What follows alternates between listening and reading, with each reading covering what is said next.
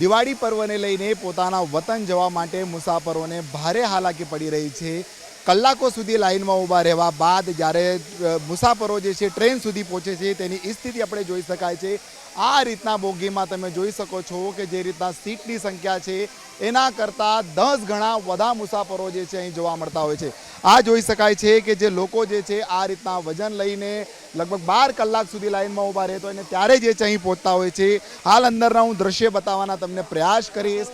જોઈ શકો છો તમે કે હું કેમેરામેનને જણાવીશ કે ઉપર આજે આ દ્રશ્ય આવીને બતાવે, કારણ હાલ તમે જોઈ શકો છો નાના બાળકો હોય, યુવાનો હોય કે મહિલાઓ હોય, તમામ લોકો આ રીતના બોગીમાં જોવા મળી રહ્યા છે। જ્યાં લોકોને બેસવા જગ્યા મળી ત્યાં બેસી ગયા, લોકો ક્યાંક ઊભા છે અને ક્યાંક નીચે લોબીમાં પણ બેસેલા લોકો તમને જોવા મળી રહ્યા છે। क्या कहोगे भैया, कितनी परेशानी का सामना करना पड़ता था एक सीट पाने के लिए? बहुत ज़्यादा। कितने परेशानी में तब आप यहाँ पे पहुँचे? 12 घंटा तो लाइन में खड़ा रहे, उसके बाद मिला।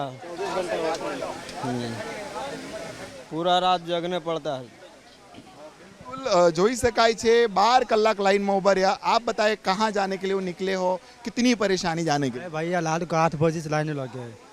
कल 8 बजे से कितना भीड़ हुआ, हमारे चप्पल भी टूट गया, फिर दूसरे चप्पल मांग के पहनना पड़ा।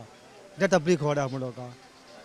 दिवाली है, छठ पूजा है, कितना महत्व होता है, लेकिन गांव पहुंचने के लिए कितनी ये परेशानी है? बहुत परेशान होता है भाई, पसीना सूख जाता है हम लोग का आते आते। रात को 8 बजे बैठे, जाके 7 बजे अभी मिला ही सीट।